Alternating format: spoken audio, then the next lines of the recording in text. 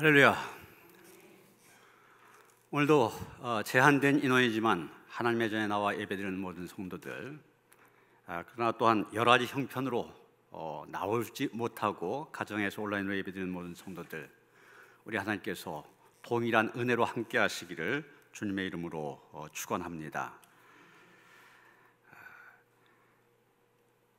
지난 4주간 동안 사실 거의 허공에 대고 설교하는 그런 느낌이었었는데, 그래도 어느 정도 앉으시니까 다릅니다, 생각이.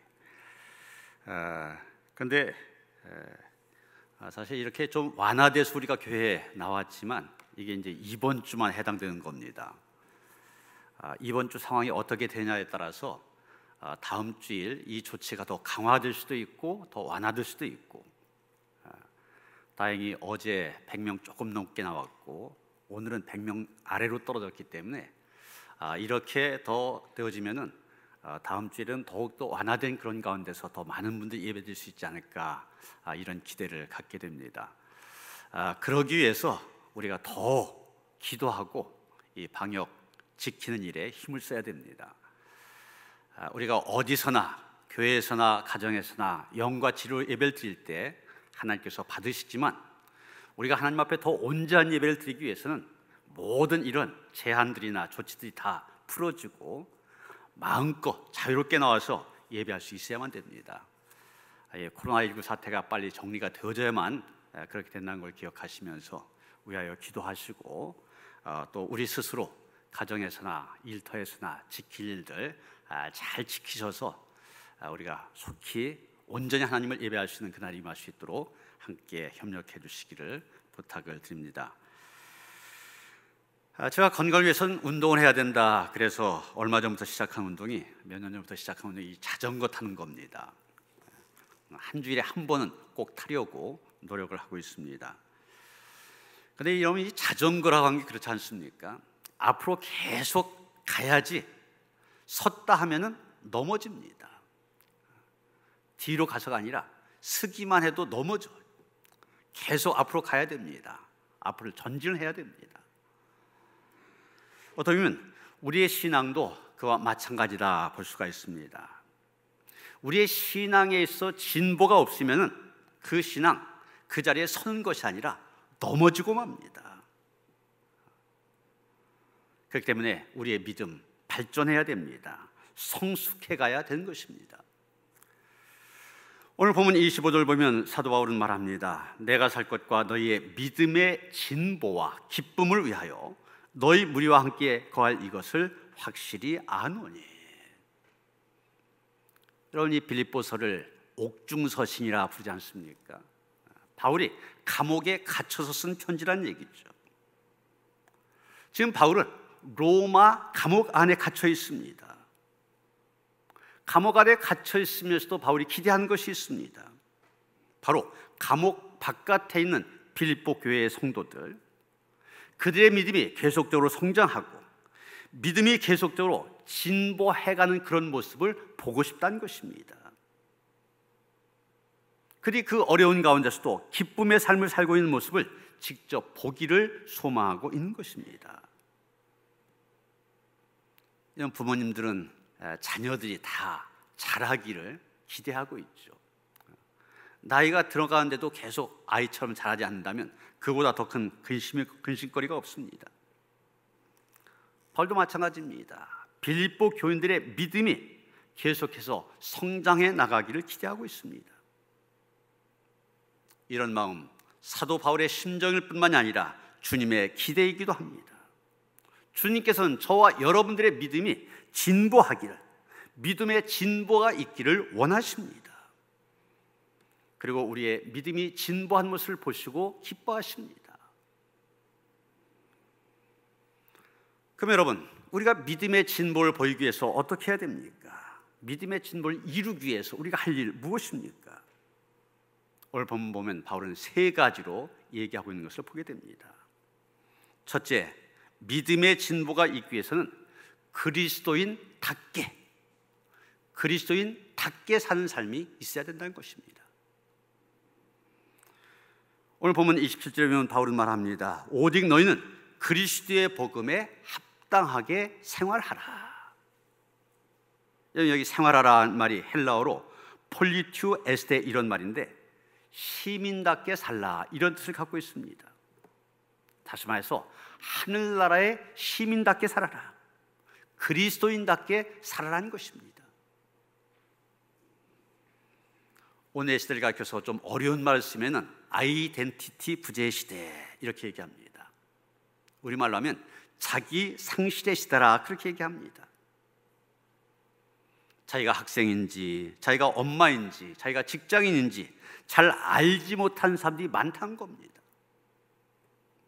자기가 어디에 있어야 될지 자신의 위치를 알지 못합니다.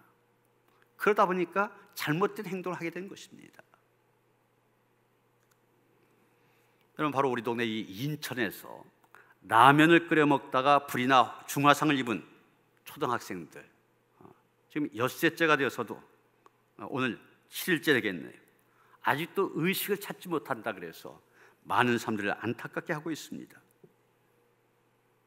엄마가 이 두 아이를 키웠다는데 당연히 엄마의 책임을 묻는 소리들이 많이 있습니다. 엄마가 이 아이들을 방치하고, 심지어는 큰아들 장애를 갖고 있는 아들인데 폭행, 그래서 학대까지 했다는 것입니다. 학교에 돌봄교실이라고 하는 것이 있어서 애들을 학교에 보내라. 그러면 애들 공부 가르치고 또 먹여주겠다. 그것도 거부합니다. 구청에서 지역 아동센터에 보면 아이들 가르쳐주고 또 역시 급식해주겠다. 그런데도 그것을 거부합니다. 사건 당일에도 지인 만나서 노느라고 그래서 집을 비웠다는 거 아닙니까? 도대체 아이들에게 있어서 엄마가 어떤 존재인지, 엄마가 무엇을 해야 될지 모르는 사람입니다. 자기의 위치를, 엄마로서의 자기 위치를 몰라요. 그러다 보니까 결국 자식들 저렇게 만들게 된 거 아닙니까? 이런 검사, 의사, 목사 다 이 사자로 끝나는 분들이죠. 저는 다 사회적으로 존경받는 그런 자리에 있던 분들입니다. 그런데 요즘 어떻습니까? 그렇지 않습니다. 존경하지 않아요. 왜 그렇게 되느냐? 있어야 될 자리에 있지 못하기 때문입니다. 검사는 법을 공정하게 집행하는 그런 자리에 있어야 됩니다. 의사는 흰 가운을 입고 병원에서 환자들을 돌봐야 됩니다. 목사는 교회에서 예배를 인도하고 말씀을 전하고 양떼들을 돌봐야 됩니다. 그런데 그 자리를 벗어나는 순간, 그래서 자기의 정체성을 잃어버린 순간 존경의 자리에서 내려올 수밖에 없게 되는 것입니다. 검사는 검사다워야 되고, 의사는 의사다워야 되고, 목사는 목사다워야 됩니다. 그런데 오늘의 문제가 무엇입니까? 바로 이 아이덴티티라고 하는 것, 자아를 잃어버렸다고 하는 것, 이것이 바로 문제입니다. 그러면 그리스도인이라 불리우는 우리는 어떻게 됩니까? 당연히 그리스도인은 그리스도인다워야 됩니다. 우리는 흰 가운을 벗어던지고 거리로 나가는 의사를 보고 욕을 합니다. 거짓말하여서 많은 사람에게 해를 끼치는 그런 목사를 보고서 아니 목사가 그럴 수 있느냐 통탄해합니다. 검찰 이기주의에 빠져서 검사만 챙기는, 그래서 공정하게 법을 집행하지 못하는 검사를 비난합니다. 남은 비난하면서도 정작 자기 자신은 바라보지 못합니다. 그리스도인으로서 그리스도인답게 살지 못하고 예수를 믿는 사람으로서 예수 믿는 사람답게 행동하지 않으면서도 아무런 느낌이 없습니다. 잘못한다는 감각이 없습니다. 그런 우리들에게 사도 바울은 강력하게 도전합니다. 오직 너희는 그리스도의 복음에 합당하게 생활하라. 하늘나라의 시민답게 살라. 그리스도인답게 살라. 우리에게 외치고 있습니다. 여러분, 믿음의 진보라고 한 것, 교회 오래 다닌다고 해서 저절로 믿음이 진보되는 것이 아닙니다. 교회를 10년 다닌다 할지라도, 매주일 말씀을 듣는다 할지라도 그 말씀에 반응하여 변화와 성숙이 없으면 그 사람은 진보한 것이 아닙니다. 믿음이 진보한다는 것은 그리스도인으로서 자기의 신분을 회복한 것입니다. 그리스도인답게 사는 것입니다. 복음에 합당하게 사는 것, 말씀에 합당하게 사는 것이 믿음의 진보를 이루는 일이요, 믿음의 진보를 이루는 길입니다. 여러분, 교회에서 올 때 제일 안타까운 사람 어떤 사람들입니까? 교회를 오래 다니긴 다녔습니다. 근데 믿음의 진보가 전혀 없이 제자리 걸음만 하고 있습니다. 1년 가도 10년 가도 제자리 걸음만 하고 있는 사람을 보면 안타깝습니다. 이것이 바로 부모님의 심정이요, 목자의 심정일 것입니다.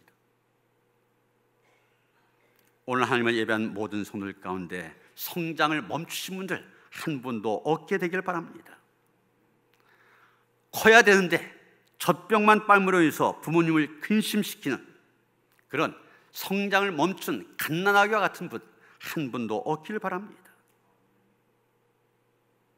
젖병을 빨던 아이가 이유식도 먹고 밥도 먹고 딱딱한 과일도 먹고 나중엔 단단한 갈비도 아무 문제 없이 씹을 수 있는 그런 성인으로 성장한 것처럼 날마다 믿음의 진보가 있어야 됩니다.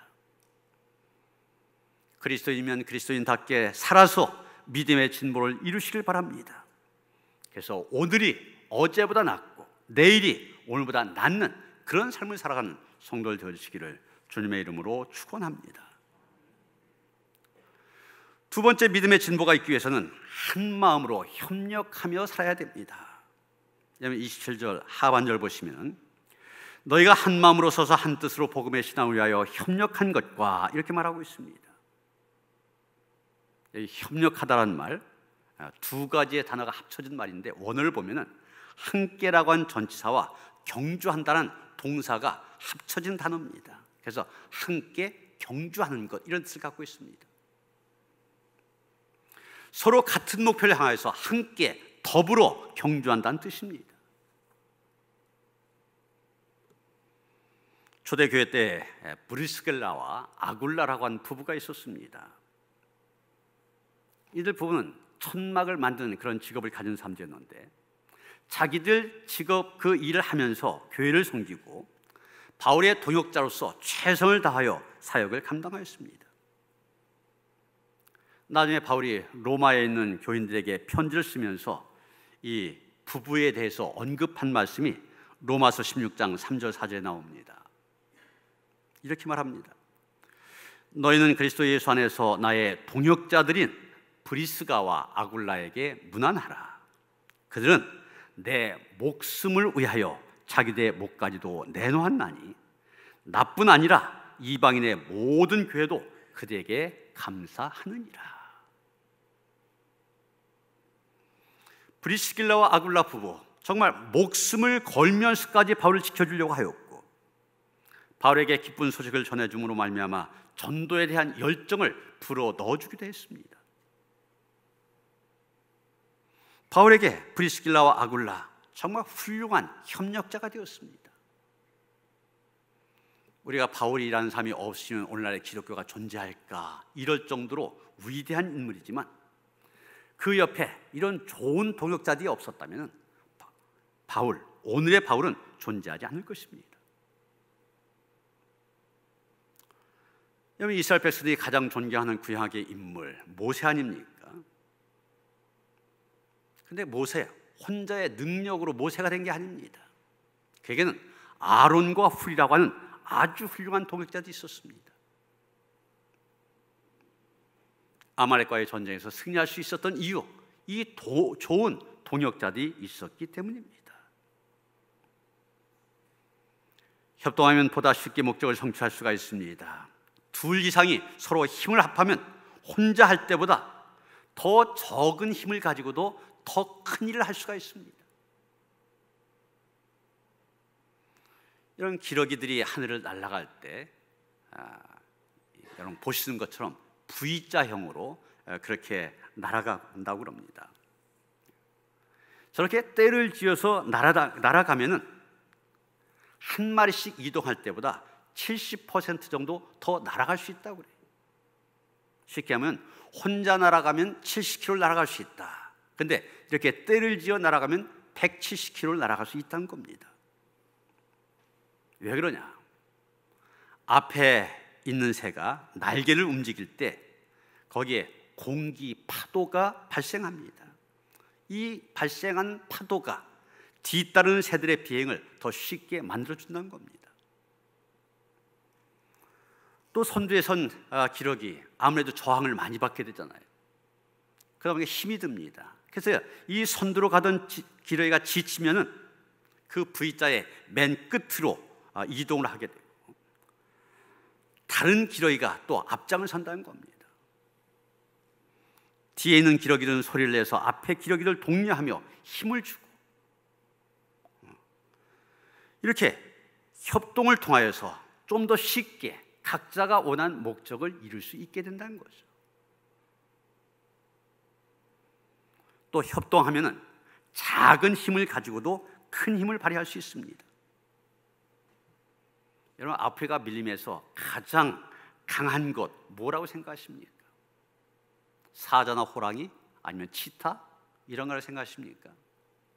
아닙니다. 개미라고 그래요. 가장 연약하고 가장 작은 이 개미가 아프리카의 밀림에서 가장 강하다는 겁니다. 이 개미들이 떼를 지어서 이동을 할 때 그 길이가 무려 10리 정도 된다고 그럽니다. 그래서 밀림의 맹수들도 개미 떼를 봤다 다 피한다는 겁니다. 개미에게 잘못 걸렸다 하나같이 이 개미들의 밥이 되기 때문입니다. 여러분, 맹수들이 개미를 피한다고 그러는데 그 피하는 이유가 개미가 힘이 강해서가 아닙니다. 바로 개미들이 갖고 있는 무서운 협동심 때문이라고 하는 것이죠.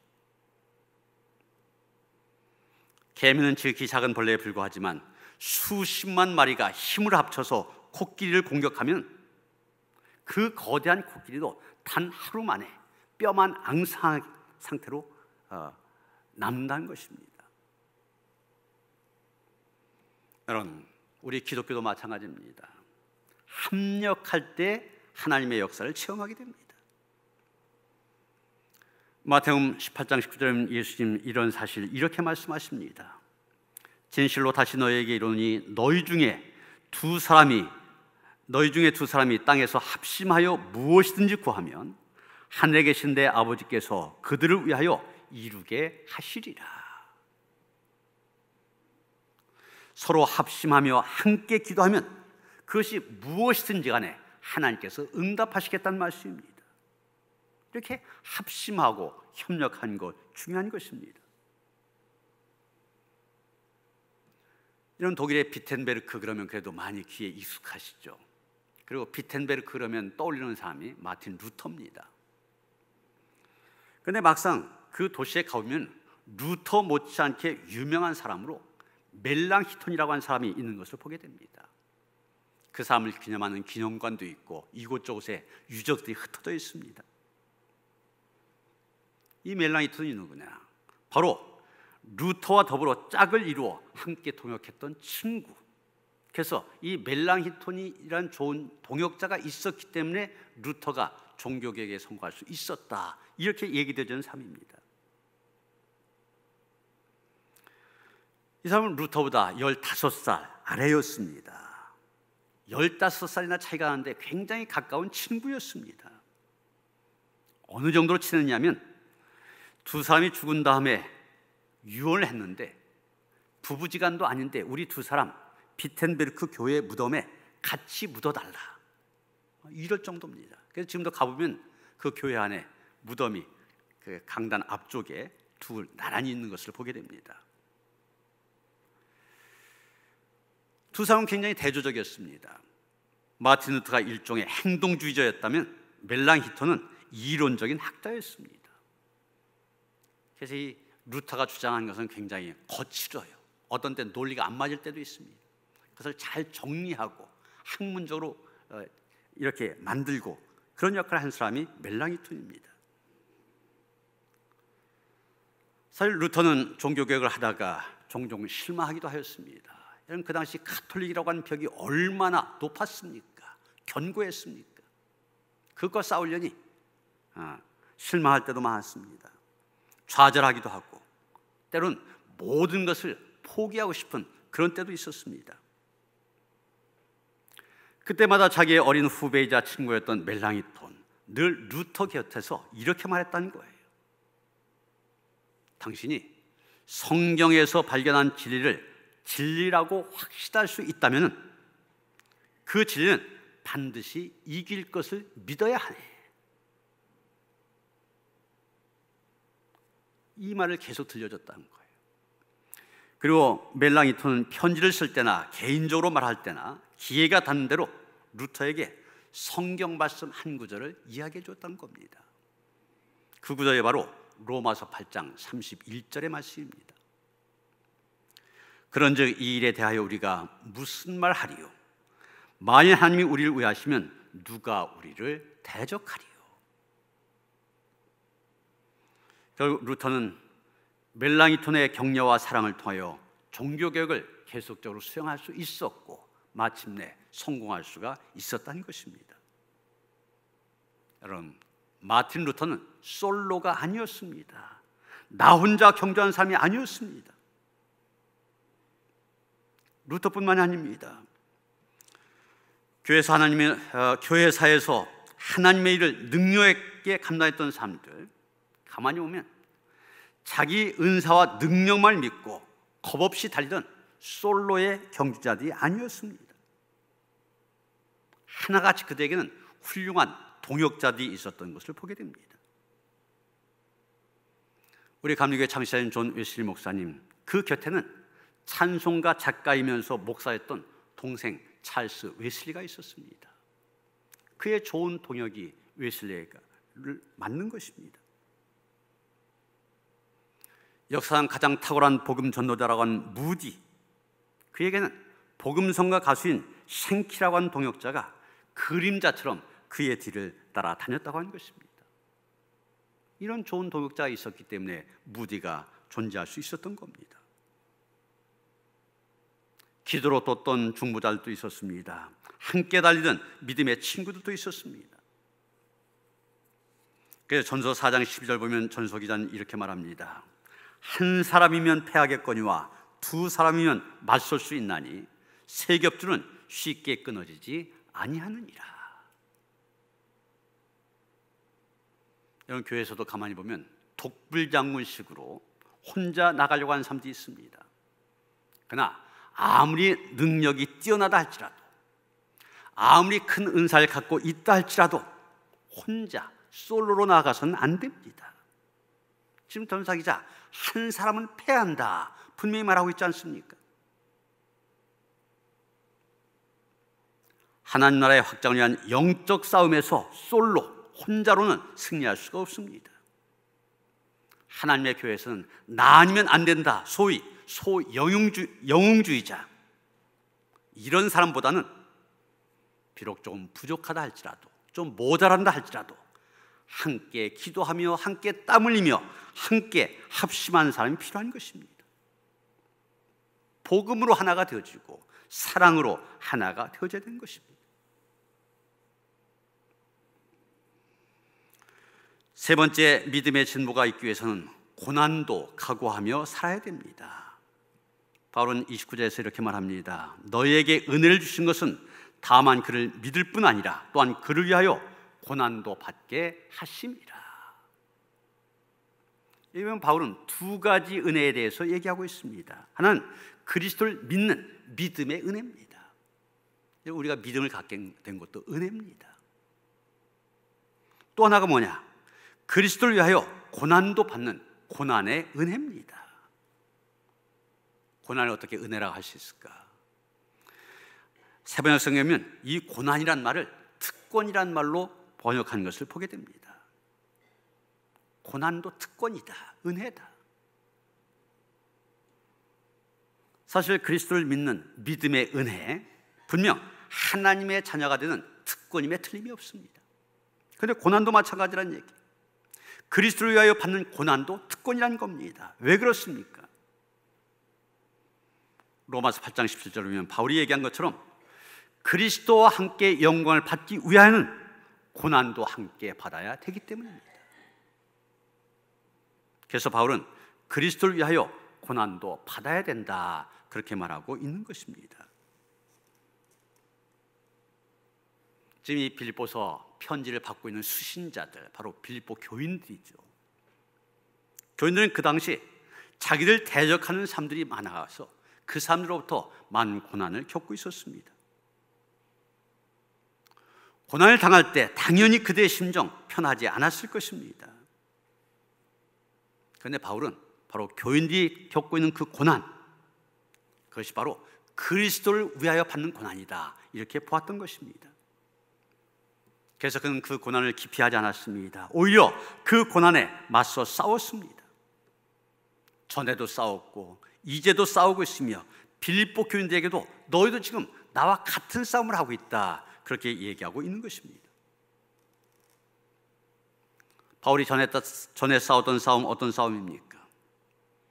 빌립보에서 귀신 들린 여종, 귀신을 쫓아냅니다. 오히려 그 일 때문에 감옥에 갇히게 됩니다.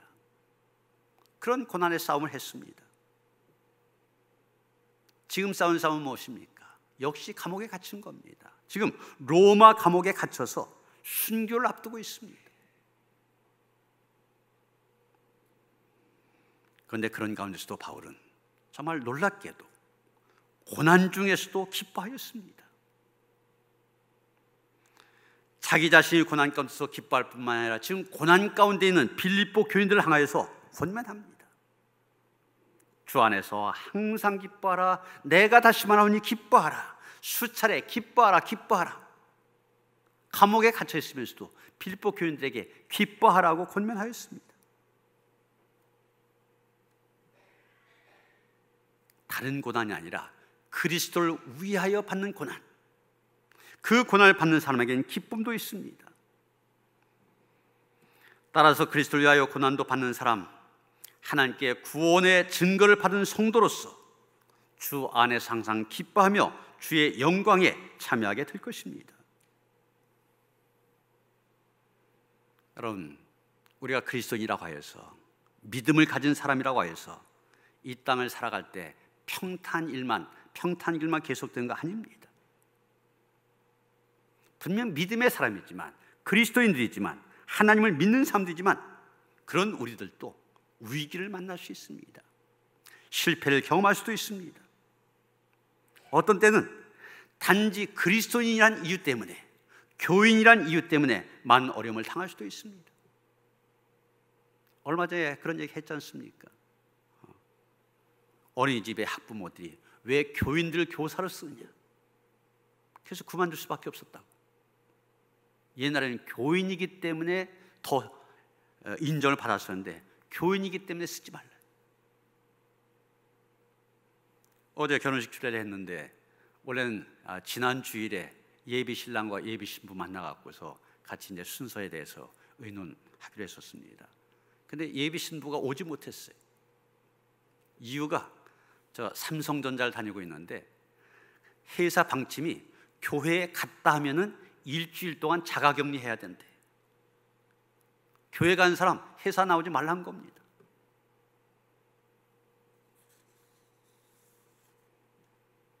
교인이란 이유 때문에, 그리스도인이란 이유 때문에 이런 어려움을 우리가 지금 현재 경험하고 있습니다. 핍박을 만나기도 합니다. 위험을 만나기도 합니다. 그리스도인이지만 질병에 걸릴 수도 있고 사고를 당할 수도 있습니다. 그러나 우리가 믿음의 사람이라면, 우리가 그리스도인이라면 아무 일에도 두려워하지 말아야 됩니다. 그리스도인이라는 이유 때문에 핍박을 받는다면 그것이 바로 우리에게는 구원받았다고 하는 증거가 되기 때문입니다.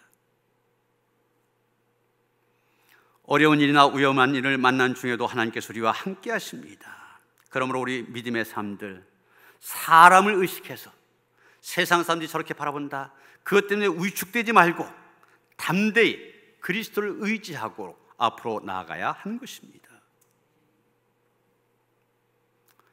영국의 한 장군이 가족과 함께 배를 타고 항해를 하다가 커다란 풍랑을 만나게 됩니다. 당연히 배에 탄 모든 승객들 두려움에 떨고 있었습니다. 그런데 이 장군 조금도 당황하지 않냐고 가족들을 안심시킵니다. 얼마 지나지 않아 그 폭풍은 가라앉았습니다.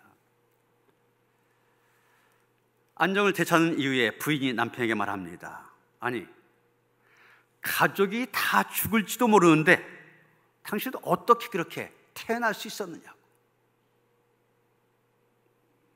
그랬더니 장군이 허리에 찼던 칼을 빼어서 부인의 목을 겨누면서 말합니다. 이 칼로 당신을 찌를 수도 있어. 두렵지 않소? 부인이 대답합니다. 칼이 사랑하는 남편의 손에 있는데 어찌 두려워하겠어요? 장군이 말합니다. 나도 그렇소.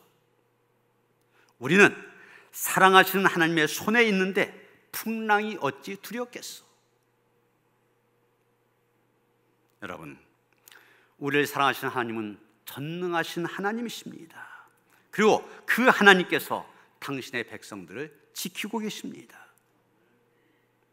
그러니 여러분, 지금 고난과 시련의 풍랑 가운데 계십니까? 패배하여 한 걸음 물러나 계십니까? 그러나 결코 어떤 상황에서도 두려워하거나 좌절하지 마시길 바랍니다.